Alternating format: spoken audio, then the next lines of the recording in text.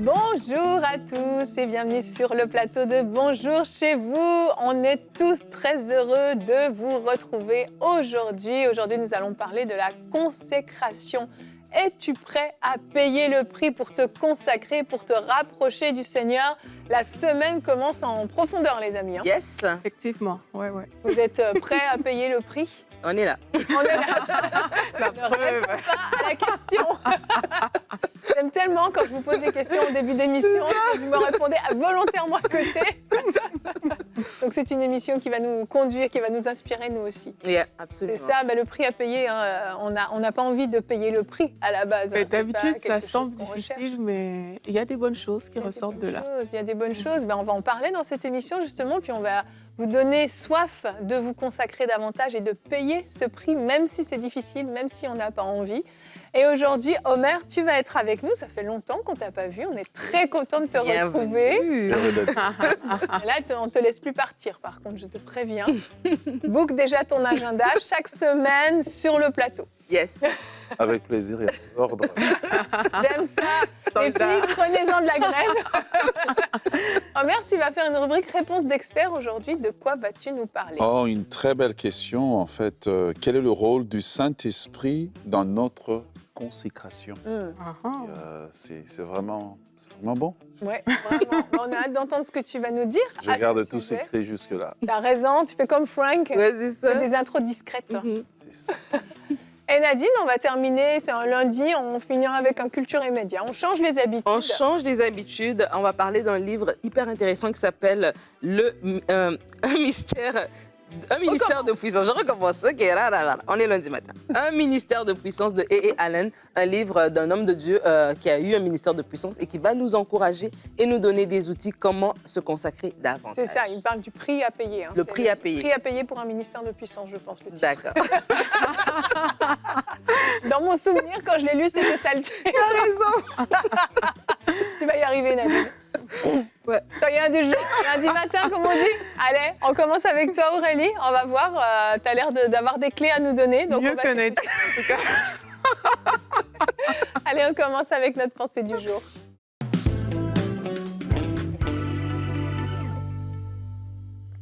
Aujourd'hui, nous voulons vous encourager à payer le prix de la consécration ou de l'attachement à Dieu. Et pour ce faire, je vais vous partager 3 choses que produiront l'attachement à Dieu dans votre vie. La première de ces choses, c'est un gain de temps.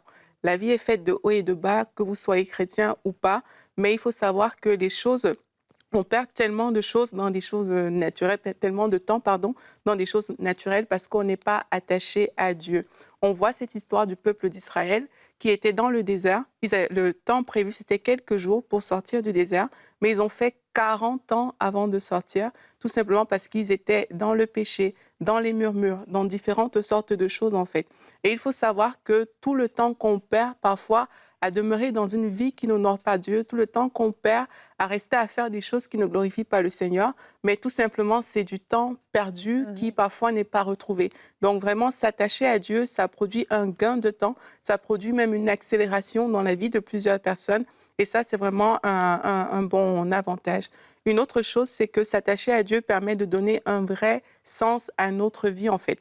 Dans Luc 4, la Bible dit qu'on ne vivra pas de pain seulement, mais de toute parole qui vient de Dieu. Ça veut dire qu'il y a une qualité de vie que tu ne pourras vivre que si tu es attaché à Dieu, en fait. Tant que tu n'es pas attaché à Dieu, il y a une vie que tu n'auras pas parce que de l'attachement à Dieu, qu'est-ce qui va se passer? Pendant que tu es en train de te consacrer, tu vas passer du temps avec le Seigneur et il y a des paroles claires que le Seigneur va te donner pour ta vie. Ce ne sera pas juste des lectures de la Bible comme ça où tu ne reçois rien, mais il y a vraiment des paroles claires qui vont ressortir de cet attachement et il y a une qualité de vie que tu vas pouvoir vivre parce que tu ne peux pas vivre juste de pain, comme la parole le demande. Tu as besoin de la parole de Dieu pour vivre. Tu as été créé pour accomplir des choses avec le Seigneur et tu as besoin de cette parole pour te conduire dans ses plans. La troisième chose que l'attachement à Dieu va produire, c'est qu'il y a une puissance vraiment dans la consécration. Et il y a peu de gens qui s'en rendent compte, en fait. Plus tu passes du temps avec Dieu, plus tu as décidé comme ça de te donner, de t'abandonner complètement à Dieu, tu auras même accès à des informations qui te permettent de faire des exploits. On connaît ce verset biblique là où Dieu il parle à Josué, il lui dit « Consacre-toi car je rendrai ton nom grand devant Israël. Ça veut dire quoi? Ça veut dire que la consécration produit que José est appelé à faire des exploits. S'il ne s'était pas consacré, si le peuple ne s'était pas consacré, il y a des pas qu'il n'aurait pas pu faire en fait. Et quand on lit la parole de Dieu, on voit des choses que des prophètes comme Élie, comme Élisée ont pu faire tout simplement parce qu'ils étaient en présence de Dieu, ils étaient attachés à Dieu. On voit qu'il y a des choses puissantes qui peuvent vraiment ressortir de la vie de quelqu'un qui est consacré. Donc à partir d'aujourd'hui, prends le pas de marcher avec Dieu, prends le pas vraiment de t'attacher à lui et tu vas voir que tu ne perdras plus de temps et ta vie produira de belles choses pour le Seigneur. Amen, amen. C'est une pensée qui donne envie, effectivement, Aurélie. Donc, mission accomplie.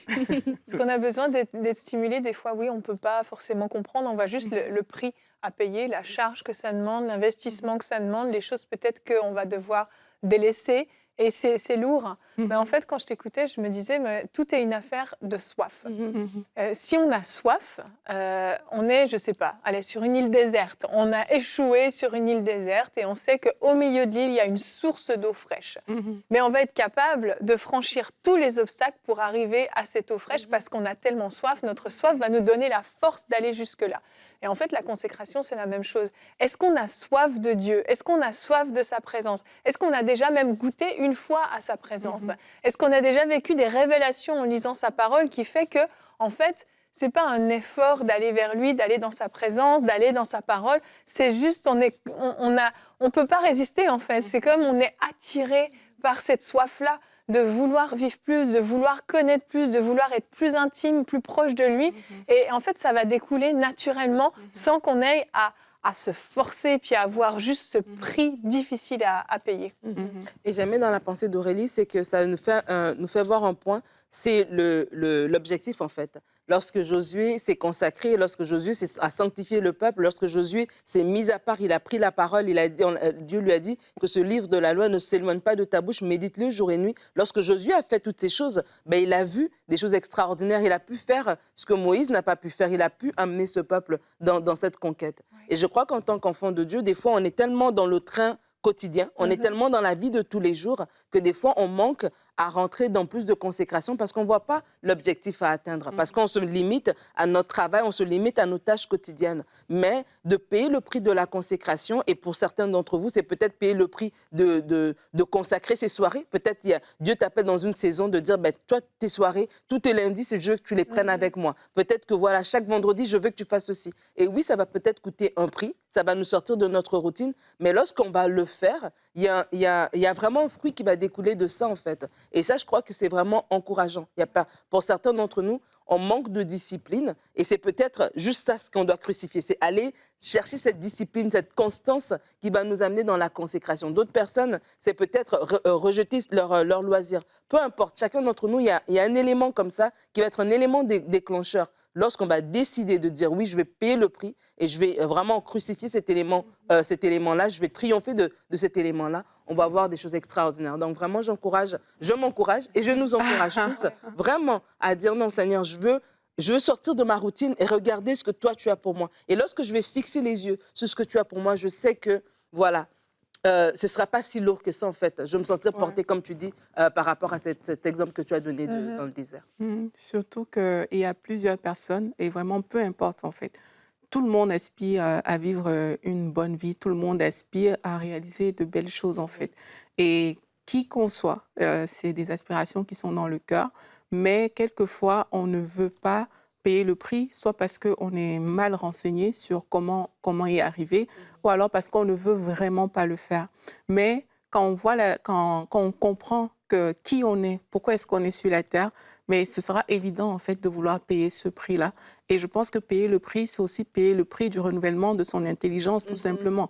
Parce que c'est dans le renouvellement de l'intelligence que tu apprendras que voici ce que le monde me propose. Mais moi, parce que je choisis d'être consacré à Dieu, voici la voie que je vais prendre. Tu apprendras tu vas commencer à te dire, en fait, il faut que je dépende du Saint-Esprit dans cette vie. Tu ne vas plus voir la vie chrétienne comme une vie d'interdit, mais tu vas voir ta relation avec Dieu comme une relation qui te permet justement de t'épanouir. Et tu vas, comme tu parlais de soif tout à l'heure, où ce n'est pas forcé en fait. C'est quelque chose d'agréable, c'est quelque chose de bon. Et c'est des choses que tu vas développer tout simplement parce que ton intelligence est renouvelée. Moi, je pense qu'on est dans des temps où l'intelligence est tellement pas renouvelés justement à cause des logiques humaines, à cause de tout ce que le monde nous propose, qu'on pense qu'on a beaucoup de choix et beaucoup d'options et qu'on peut même se permettre de perdre du temps lorsqu'on parle de consécration. Mais la réalité, c'est que tout le monde est confronté dans sa vie à « je veux aller plus loin, je veux avoir un avenir », mais cet avenir se trouve en Christ en fait. Et pour l'avoir, il faut payer ce prix justement de la consécration. Amen. Et le prix va en augmentant. Hein. Je veux dire dans le sens où certaines personnes, là, ils sont encore, je ne vais pas dire encore au niveau, mais tu vois, il y a comme, peut-être pour eux, c'est juste de fermer la télévision, d'éteindre la télé et de prendre le temps pour Dieu. D'autres personnes, on n'est plus au niveau d'éteindre la télé, mais on est au niveau de prendre des journées entières dans la prière. D'autres personnes, on est au niveau de faire le ménage, de faire le ménage dans nos fréquentations. Tu vois un peu, on va toujours de gloire en gloire et plus on se consacre, plus on paye le prix. Et quand on te dit paye le prix, ça a l'air lourd, mais vraiment, plus on paye ce prix-là, plus il y a des résultats qui sont donnés parce qu'il y a des stades, il y a des niveaux. La consécration quand ça te prend pour diriger, je ne sais pas moi, ton petit groupe vie de 10 personnes, ce n'est pas la même que ça te prend pour diriger une église de 3000 personnes. Donc, je veux dire, on continue à grandir et de ne jamais se sentir comme si on est arrivé, mais de se dire, OK, oui, je me suis consacré pour cette saison, mais alors que je suis dans une nouvelle saison et Dieu m'en demande plus, je vais donner plus. Vas-y. Vas-y, Omer. Mon chéri, dis quelque chose qui va me fortifier, m'encourager. Sur l'admiration. Elle dit les choses, mais moi, je les ressens, quoi. Voilà. C'est beau. En fait, quand on va arriver au ciel, les gens pensent que ça sera une expérience joyeuse. Mais moi, je dis que ça sera d'abord une expérience, en fait, triste. Après, ça sera joyeux. Ça sera triste parce que Dieu va nous montrer tout ce qu'il avait pour nous. Et tout ce qu'on n'a pas voulu prendre. En fait, notre marche chrétienne sur la terre ressemble à la demi-tribu de Manassé et je pense la tribu de Ruben, qui ont décidé de ne pas entrer dans le pays promis, qui ont décidé de ne pas payer le prix d'entrer dans le pays promis, parce que pour eux, ils ont vu le début de la bénédiction, ils ont cru que c'était la bénédiction. Et je crois que beaucoup d'entre nous, quand on va arriver au ciel, Dieu va nous montrer deux choses. Il va nous montrer ce qu'il avait pour nous, et puis il va nous montrer le temps qu'on a perdu. Puis on va se rendre compte que le petit match de foot à la télévision, en fait, il m'a coûté très cher. Voilà. Et on regarde la consécration comme étant une punition. Au contraire, c'est la porte à la bénédiction et à l'excellence de Dieu. C'est là que Dieu dit, maintenant, je peux te faire confiance avec ma présence. Vous voyez, beaucoup de gens cherchent ce que Dieu peut donner, mais les gens qui se consacrent cherchent la présence de Dieu. C'est ce que Moïse disait. Il dit, je ne monterai pas si je n'ai pas ta présence. Et beaucoup de gens ont des choses de Dieu, mais les gens qui aiment Dieu cherchent la présence de Dieu. Vous voyez, vous avez Nadine ici, mais moi, j'ai sa présence. T'es béni. Sa présence, voilà.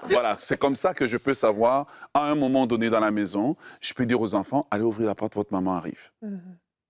Puis tout de suite, ils vont, mais papa, elle n'arrive pas. Je dis, elle arrive. La musique est tellement forte qu'on m'entend dans la rue. Alors, pourquoi je dis ça? Alors, la deuxième partie de l'expérience joyeuse, c'est que quand le Seigneur nous a montré ça, que nous aurons bien pleuré, en sachant que nous avons été très loin de tout ce qu'il voulait pour nous, eh bien, il va nous consoler. Il va dire, oh, tu es là, je t'accueille, je t'aime toujours. Mais voici ce que j'avais réservé pour toi. Alors, ne regardez pas la consécration comme étant une punition, mais comme étant Dieu qui nous montre notre héritage et tout ce qu'il a en réserve pour nous. Amen, amen. Excellent. Avant de passer, de te redonner la parole pour la réponse d'expert, j'aimerais qu'on regarde notre verset du jour qui... C'est la Bible, hein, c'est biblique ce qu'on vous dit, et je vous le prouve. Colossiens 3, au verset 2, nous dit « De toute votre pensée, tendez vers les réalités d'en haut et non vers celles qui appartiennent à la terre. » Et c'est ce que tu disais, Nadine, aussi, l'importance de justement dire non à certaines choses. Et oui, si on ne veut pas vivre une grande déception, arriver au ciel et même sur cette terre, je me souviens juste rapidement d'une histoire d'un homme de Dieu à qui Dieu a dit je te confie cette tâche. Il a dit Père, c'est pas mon appel, ça fait pas partie de mon ministère, j'ai jamais fait ça. Oui, mais en fait, je l'avais confié à quelqu'un d'autre qui l'a refusé, alors je viens vers toi. Et si tu la refuses, je devrais encore trouver quelqu'un d'autre. Il a dit OK, je vais le faire. et que ce ne soit pas notre partage, que Dieu puisse dire, eh bien, tu as fait ce que j'avais en réserve pour toi, tu as été fidèle dans toutes ces petites choses et dans ces grandes choses que je t'ai confiées, et ça va faire toute la différence. On enchaîne avec notre rubrique Réponse d'experts.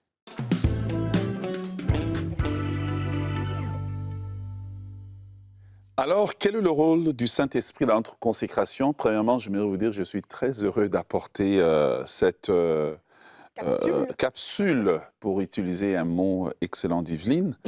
Ensuite de cela, j'aimerais dire que je voudrais particulièrement, dans cette capsule, m'adresser aux personnes qui sont nouvellement dans la foi, aux personnes qui font leur première marche. C'est vos premières années dans le Seigneur. J'aimerais vous dire que vous vous êtes engagé à une vie extraordinaire, Amen. à une vie qui ne ressemble à rien que le monde peut offrir, à rien que le monde pourrait même égaler. Ça ne ressemble à rien de tout cela. Vous vous êtes engagé dans une vie extraordinaire. Alors, la question, c'est quel est le rôle du Saint-Esprit dans notre consécration? Je vais vraiment découper plusieurs morceaux. Ensuite, ça, je vais les recoller. Et puis, nous allons arriver à des belles conclusions. Premièrement, il y a le premier mot qui a attiré mon attention, c'est le mot consécration. Voilà, consécration. Alors, la consécration, c'est le fait de se mettre à part ou de se donner, ou de se donner ou de se réserver entièrement ou complètement pour Dieu. Okay? Un autre terme qui est utilisé dans la parole de Dieu, c'est le mot sanctification, un mot qui est ancien, alors on préférait utiliser le mot consécration, se donner complètement à l'image d'une relation dans un mariage, une relation comment dire, d'homme et femme, on se donne complètement. Quand je suis fidèle à ma femme, donc je suis consacré à elle. Alors cela peut nous aider. Le deuxième mot qui a attiré mon attention, eh bien, c'est le mot Saint-Esprit. Donc, dans la consécration, il y a un agent qui nous aide à cela, c'est le Saint-Esprit. Et le Saint-Esprit est le consolateur, pour ceux qui aiment les mots grecs, le mot paraklétos. Il est le consolateur, il est l'autre consolateur. Ça veut dire qu'il y avait un premier consolateur qui était Jésus, qui a dit que je m'en vais et je vous enverrai un consolateur. Donc, ce que le Saint-Esprit fait sur la terre, il fait exactement ce que Jésus était en train de faire. Qu'est-ce que Jésus a fait? Jésus a enseigné ses disciples, il a encouragé ses disciples, il les a montré comment obéir aux choses de Dieu. Jean 14, le verset 16, Jésus dit « Et moi, je prierai le Père et il vous donnera un autre consolateur afin qu'il demeure éternellement avec vous. » Donc, pour nous aider dans notre marche chrétienne, Dieu nous donne le Saint-Esprit. Okay? Le Saint-Esprit, ce n'est pas simplement parler en langue. Le Saint-Esprit, c'est Dieu qui vient nous aider dans notre marche quotidienne avec lui. Voilà pourquoi dans Jean chapitre 1, le verset 27, l'apôtre Jean écrit, il dit « Pour vous, l'onction, ou entre parenthèses, l'esprit dans d'autres versions, que vous avez reçu demeure, que vous avez reçu de lui, demeure en vous. Et vous n'avez pas besoin que l'on vous enseigne, mais comme son onction vous enseigne toute chose et qu'elle est véritable et qu'elle n'a point de mensonge, demeurez en lui selon l'enseignement qu'il vous a donné. » Donc, une des choses que le Saint-Esprit va faire, c'est de nous aider dans la marche chrétienne. Alors, puisqu'on parle d'onction, de Saint-Esprit, j'aimerais peut-être catégoriser trois parties, ok? Première dimension de l'onction que vous recevez, c'est quand vous êtes né de nouveau. Quand vous êtes né de nouveau, le Saint-Esprit vient et habite en vous. Vous avez besoin de ça. C'est ça qui vous permet en fait de vous identifier comme enfant de Dieu. Et qu'est-ce que le Saint-Esprit va venir? C'est ce que je l'appelle dans mon vocabulaire à moi, l'onction résidentielle. Le Saint-Esprit réside en vous. Au travers de cela, qu'est-ce qu'il fait? Il vous aide dans votre marche chrétienne, dans votre communion avec Dieu. C'est lui qui va en fait, à un moment donné, vous voyez, vous êtes en train de marcher, puis vous avez juste envie de chanter. C'est le Saint-Esprit, en fait, en vous qui crée ça.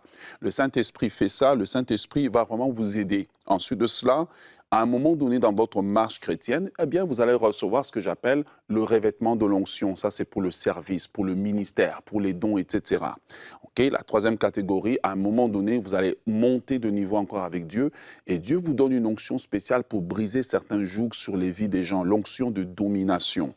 Alors, pourquoi je parle de cela? Parce que lorsqu'on parle de l'onction résidentielle, c'est là que le Saint-Esprit, en fait, c'est la plus importante de toutes les onctions que vous pouvez recevoir. Parce que c'est au travers de cela que vous pouvez grandir comme chrétien. Au travers de l'onction résidentielle, le Saint-Esprit joue des rôles comme mettre en vous la conviction du péché. Il y a des péchés que vous pouvez... Vous savez, on peut t'enseigner sur le péché, mais tant que le Saint-Esprit ne convainc pas de péché, de justice, de jugement, vous n'allez pas abandonner le péché. Donc, le rôle du Saint-Esprit, dans sa fonction de l'onction résidentielle, qu'est-ce qu'il va faire? Il va vous convaincre que, regarde, là, ce que tu fais, ce n'est pas correct. Tu n'as pas besoin que quelqu'un te prêche, mais l'Esprit qui est en toi va te convaincre que ce que tu es en train de faire est mauvais. Le même esprit va te convaincre que tu es enfant de Dieu. Vous voyez? Et au moment où l'apôtre Jean écrit ce texte, il n'avait pas la Bible écrite, mais il savait en eux que l'esprit qui est en eux crie Abba Père, les convainc qu'ils sont enfants de Dieu. L'esprit qui est en eux les pousse aussi à un moment donné à abandonner leurs anciennes habitudes. Ça veut dire qu'ils n'ont plus de plaisir à faire ces choses-là. Ils n'ont plus de plaisir à marcher dans la vie du péché. Alors, pour cela, qu'est-ce que le Saint-Esprit va faire? Eh bien, il nous conduit dans la vérité, comme dit Jésus, et il nous protège en fait de l'erreur. À un moment donné, dans certaines choses, certains enseignements, l'esprit qui est en nous convainc que ça ne vient pas de Dieu. Ça, ce n'est pas de Dieu. Vous voyez, c'est le rôle du Saint-Esprit. Ensuite de cela, quand nous marchons de cette manière-là, eh bien, l'esprit va produire en nous trois choses maintenant qui nous poussent à rentrer dans la vie de consécration. Premièrement, il produit en nous la foi. Pourquoi on a besoin de la foi?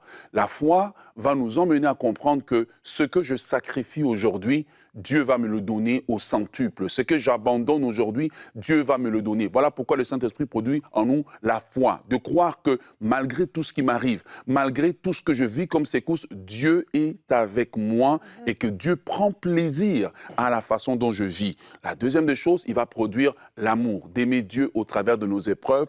Et la dernière des choses qu'il va produire et qui nous poussera vraiment à la consécration, c'est ce que Evelyne disait au début de l'émission, le Saint-Esprit va utiliser l'instrument de la faim et la soif de Dieu. Vous voyez, la consécration, ce n'est pas parce qu'on t'a beaucoup enseigné dessus, mais c'est parce que quelque chose en toi est en train de désirer Dieu, de vouloir plus. Et cette chose fait qu'en fait, tu te sépares naturellement de certaines habitudes que tu avais, de certaines tâches que tu faisais, de certaines désordres que tu avais dans ta vie, que tu regardes, c'est comme si des écailles tombent de tes yeux, et là, tu commences à désirer Dieu. La faim et la soif sont les instruments que le Saint-Esprit va beaucoup utiliser. Voilà pourquoi au psaume 42, le verset 3, David dit « Mon âme a soif de Dieu, du Dieu vivant. Quand irai-je et paraîtrai-je devant Dieu ?» Psaume 63, le verset 2, il dit « Ô Dieu, tu es mon Dieu, je te cherche. Mon âme a soif de toi, mon corps soupire après toi, dans une terre aride, desséchée sans eau. » Voilà pourquoi le Saint-Esprit va utiliser ces trois éléments, la foi, l'amour et la faim et la soif de Dieu, pour nous pousser doucement, mais certainement, dans une vie de consécration. Amen, merci Omer, quelle grâce d'avoir ce merveilleux Saint-Esprit. Hein. Si Jésus a dit qu'il nous était avantageux qu'il s'en aille parce qu'il nous envoyait le Saint-Esprit. Pour toutes ces choses que tu as citées, merci beaucoup, c'était très très intéressant. Je crois qu'à la maison, vous avez été édifiés. Moi, je vous invite à réécouter, hein. Il y a des rubriques comme ça, conseil du coach, réponse d'expert. On en dit beaucoup en peu de temps et je vous encourage vraiment à prendre le temps de réécouter. Vous savez, c'est toujours disponible en replay sur le site emcitv.com. Et nous allons continuer pour terminer cette émission avec notre rubrique Culture et Médias.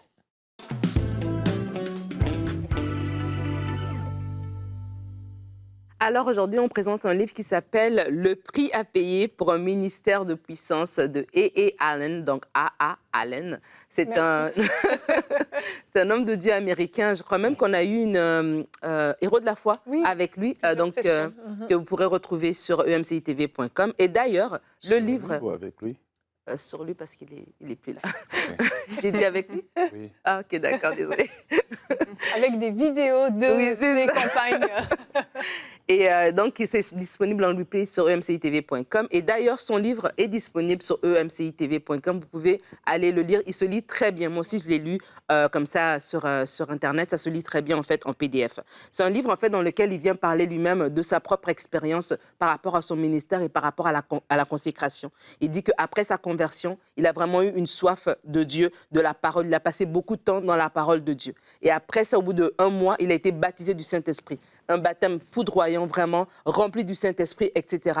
Et là, il commence à servir Dieu, mais il cherche, il prend des temps à part, il se met à part pour le Seigneur, mais il y a comme quelque chose qu'il ne vit pas. Et il raconte une anecdote qui dit qu'un jour, il était dans sa chambre à genoux et il priait Dieu que Seigneur, je t'attends, je m'attends à ce que tu viennes me rencontrer. Mais en fait, il attendait jamais jusqu'à ce que Dieu arrive. À chaque fois, il se levait toujours. Et donc là, il est là et puis il sent l'odeur de la nourriture. Sa femme a fait un bon repas. Il se lève, il va vers sa femme, à table et tout ça. Et là, il entend la voix de Dieu qui le rappelle dans sa présence. Et il dit à sa femme, écoute, j'y vais et je ferme la porte, je ne sors pas tant que je n'ai pas reçu. Et la femme a dit, bon, je sais que tu vas revenir au bout d'1 heure. Mais cette fois-là, il est resté et il a reçu quelque chose. Il dit, cette fois, enfin, j'étais décidée à rester là jusqu'à ce que j'entende la voix de Dieu, quoi qu'il m'en coûtait. Pendant des heures, je combattis le diable et la chair. À maintes reprises, je fus sur le point d'abandonner la partie. Il me semblait que des jours s'écoulaient, mes progrès paraissaient si lents. Ne pouvais-je donc être satisfait ainsi et continuer comme avant? Mais tout au fond de mon être, de mon cœur, de mon âme, je savais que cela ne me suffirait pas. Voilà comme mon mère le disait, il avait cette soif, il s'est dit, je dois me battre. Et dans son livre, il donne plusieurs exemples comme ça, des outils pour nous aider à nous consacrer. Il le dit en entrée de jeu, c'est pas à travers son livre que voilà, c'est pas une recette magique, non, c'est des outils qu'il nous donne de son expérience à lui. Et un point important qu'il dit, il dit que le disciple, la Bible dit dans Matthieu 10, 24, que le disciple n'est pas plus que le maître, ni le serviteur plus que son Seigneur. Il dit de la même manière aussi, lorsqu'on va vouloir se consacrer davantage, aller plus loin, on va être persécuté, comme notre maître a été persécuté. Mais c'est là qu'on va commencer à sortir un peu du train-train du chrétien normal pour se saisir des choses beaucoup plus grandes. Parce que Dieu veut des choses beaucoup plus grandes. Il dit, il faut que d'abord, que le disciple qui cherche à partager sa puissance et sa gloire comprenne que n'étant pas supérieur à son maître, il doit suivre le même chemin de souffrance et de consécration que lui s'il veut atteindre le but, connaître ici-bas la vie abondante, la vie de puissance pour partager ensuite la gloire au ciel. Il en parle, c'est vrai, il y a un prix à payer et il parle clairement de ce prix à payer. Et dans le livre termine où est-ce qu'il parle de l'abnégation. Le chemin que Jésus a suivi est un chemin de renoncement à soi. Et il nous encourage à suivre ce chemin de renoncement, à payer le prix pour une consécration. Nous allons voir la puissance de Dieu se répandre dans notre ministère. Amen. Merci beaucoup, Nadine. Vraiment, je vous encourage à la lecture de ce livre. C'est moi qui l'avais ajouté à l'époque sur enseigne-moi.com. C'était mon travail. J'ajoutais des textes et en l'ajoutant, je l'ai lu. Forcément, il fallait remettre la mise en page et tout ça. Et j'ai été tellement édifiée parce que c'est ça, le ministère qu'on peut découvrir dans les émissions Héros de la foi de A.A. Allen. Mais en fait, c'est la résultante de cette période de consécration qu'il a faite où il s'est enfermé vraiment dans sa chambre pendant plusieurs jours en jeûne et jusqu'à ce que Dieu vienne le rencontrer. Vraiment, c'est un livre qui va vous donner soif. J'en suis convaincue, donc on vous le recommande vraiment. Merci à vous pour cette belle émission. Merci à vous tous, chers téléspectateurs, d'être avec nous chaque jour. Et on se retrouve demain, fidèle au poste. Demain, on va parler de l'hypocrisie chrétienne. Attention à l'hypocrisie spirituelle. On parle de consécration aujourd'hui. Ça ne doit pas devenir non plus une occasion de s'enorgueillir et même de faire croire certaines choses. Donc, on va parler de tout ça demain. On aura une rubrique Conseil du coach avec toi, Nadine. Tu seras notre coach. Comment maintenir le cap dans sa croissance spirituelle. On se retrouve demain. Merci à tous et bonjour chez vous.